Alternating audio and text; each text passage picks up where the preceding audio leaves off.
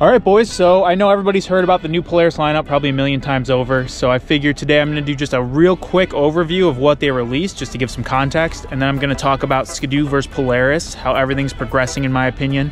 Obviously, since I've had the channel, I've had 2 Polaris Assaults, a Renegade XRS, and now I'm on a Lynx. So I feel like I've definitely experienced a lot of what both companies have to offer, and I've obviously watched them both progress and definitely developed an opinion. So gonna be a little bit of debate in the comments, I'm sure, but I'm excited to talk about this.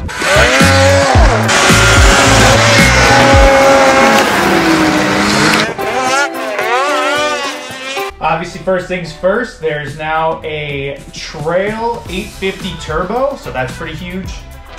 They also came out with the 900R, which is been kind of built up into like a mod motor.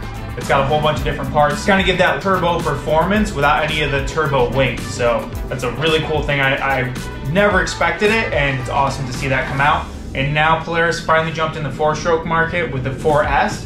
So that's a 2-cylinder, 90 horsepower 4-stroke. Their first jump into 4-stroke in a while. And definitely something that I think they needed, and something that could go pretty far from here. So.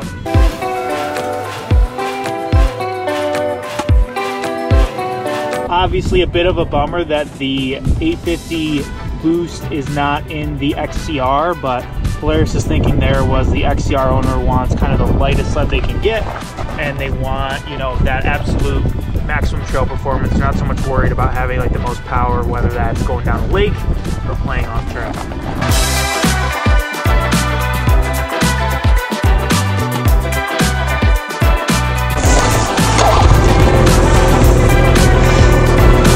Alright boys, so obviously this is not how I wanted this video to go originally. I had filmed myself riding and talking, but of course my GoPro decided to break for the 100th time this year, so I don't have that footage, and I didn't want to overlay other riding audio over other riding footage. I thought it could be kind of disorienting, so I'm just going to do a voiceover and do it this way.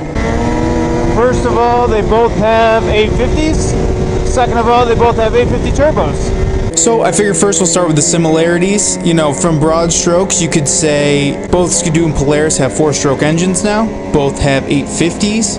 Both have 850s with turbos.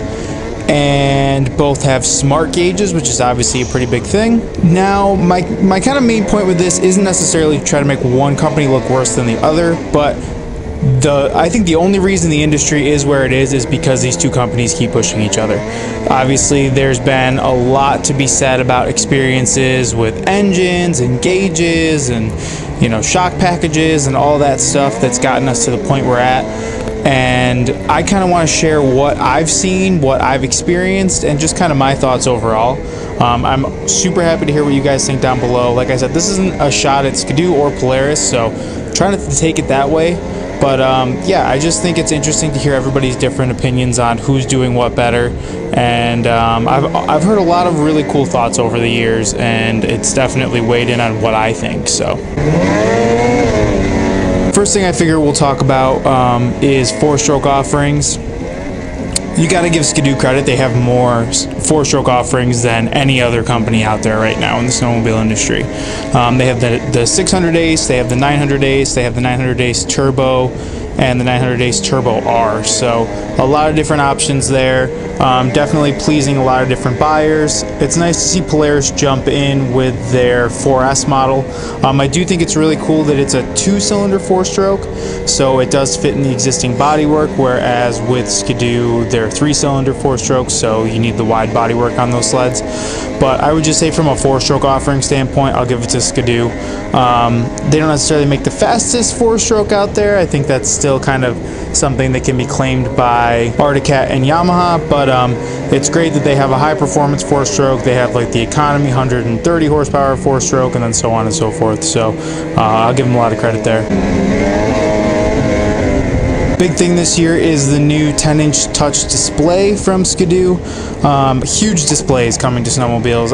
Part of me wonders, do we need them to be as big as they are, and when will they stop getting bigger?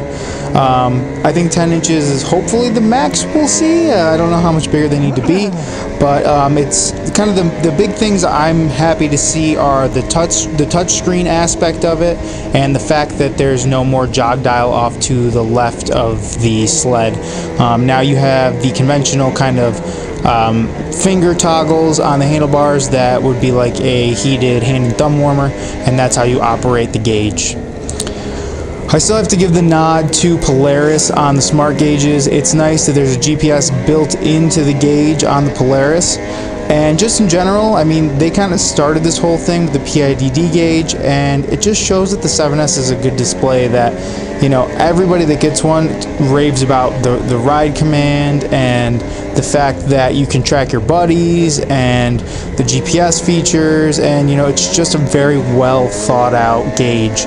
Whereas with Skidoo's gauge, I've seen a lot of people complaining about the fact that you have to plug it in to use it to a phone. There's no built-in GPS, and obviously this first attempt with the 7.8 display being two separate screens and having the dial off to the left wasn't quite as big of a hit as I think they would have liked it to be. So yeah, in my opinion, you know, the win's got to go to Polaris on that. 850 motors. I think this is probably going to be the most controversial topic I discuss. Gonna share my opinion. I've had the 800 HO Cleanfire from Polaris and the 850 Patriot from Polaris. From Skidoo, I had an 850 E-Tech in my Renegade XRS, and I have an 850 E-Tech in my Lynx Rave RE.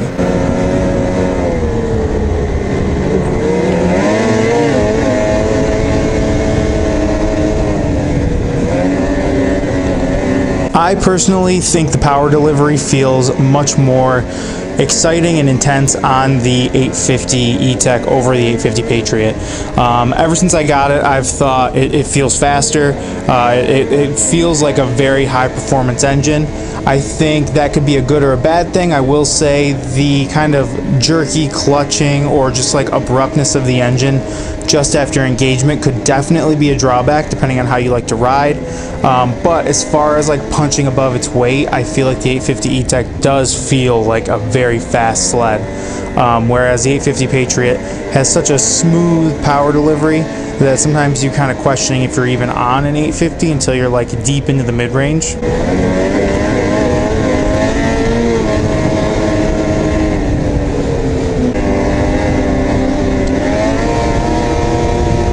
Obviously, reliability has been a pretty hot button topic with the 850 Patriot.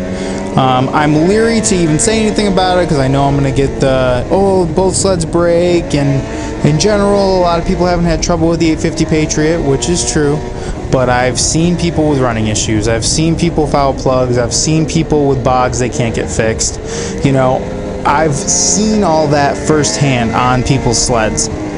I haven't seen that on 850 E-Techs. I haven't seen the drastic running issues. I've seen stuff like rollers go. I've definitely seen that. That's not an 850 E-Tech thing. That's just kind of all Skidoo's. And I'm happy to point out anything that might be a point of concern in the future on any sled. And just in general, even in 2022, I know of people that are having running issues with their 850 Patriot. They have a bog. They can't get it fixed. It's been to the dealer, and you know they're trying to work with their dealer to get it fixed, but it's just it's not happening. So there's been a ton of different tunes on the 850 Patriot over the years, and I had great luck with mine, and I do know people that have had great luck. But from just a purely confidence standpoint, if I was going into the purchase of an 850 Patriot versus an 850 E-Tech, I would feel a lot more confident in knowing that the 850 E-Tech is going to be consistent, it's going to run strong, it's just going to be something I can have faith in. I'd be a little bit leery of an 850 Patriot, just my honest opinion.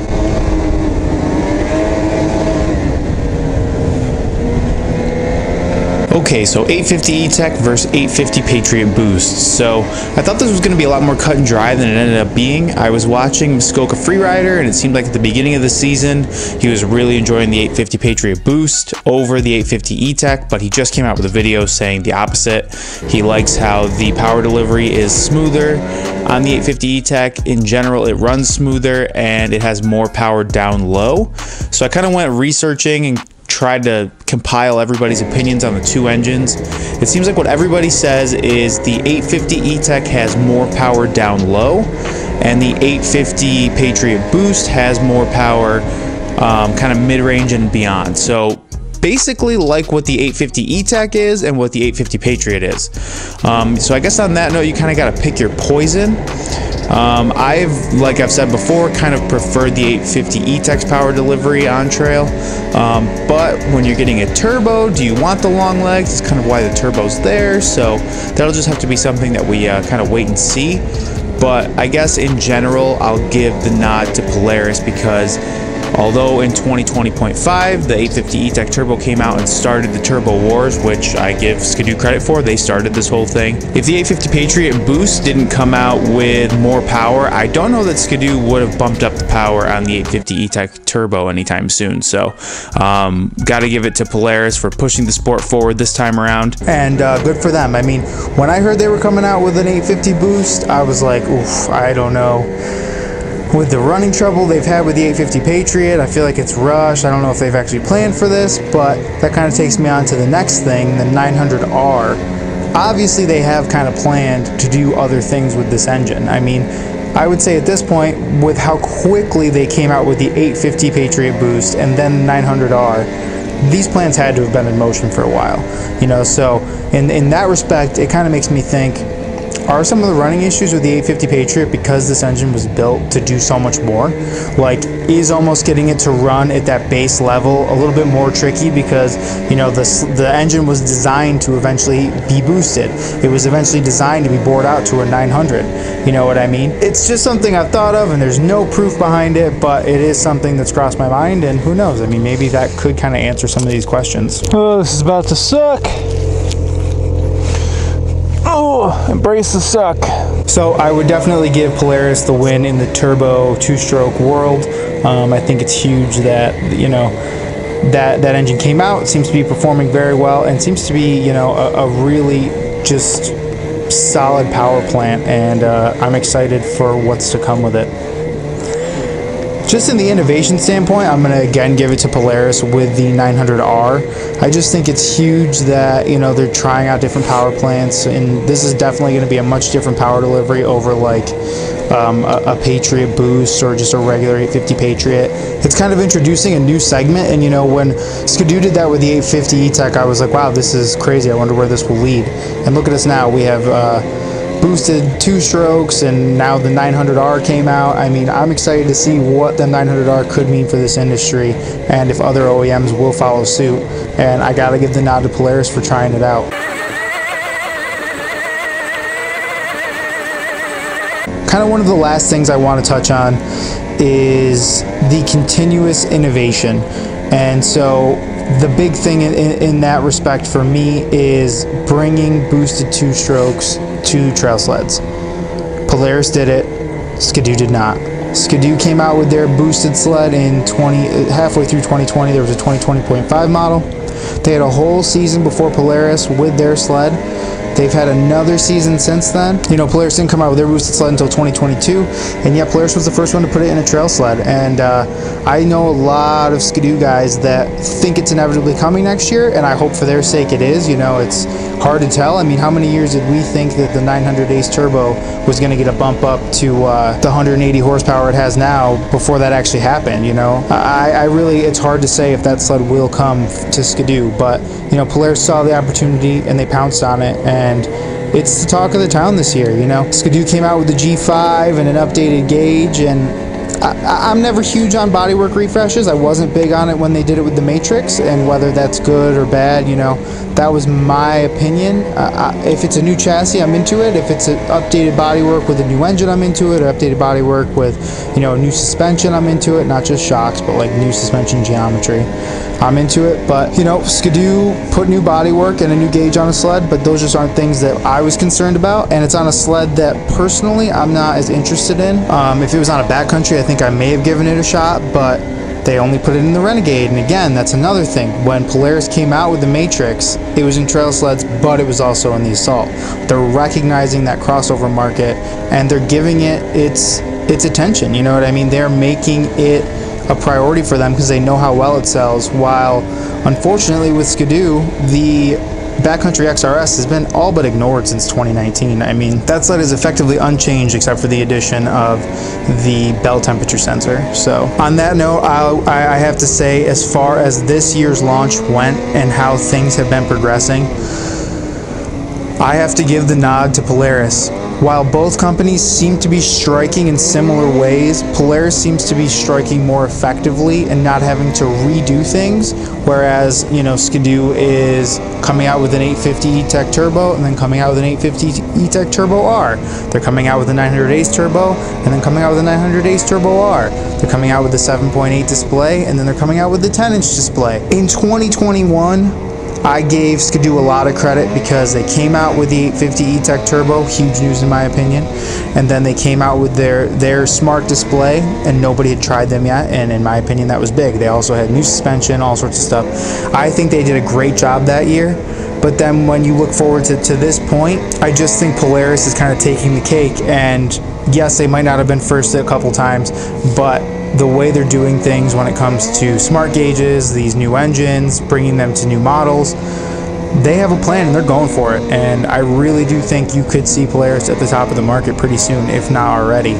I hope, you know, they get a lot of these distribution issues sorted out, because I think that could be their Achilles heel. But from a purely innovation standpoint, from a purely 2023 snowmobile release standpoint, I am definitely the most impressed with Polaris.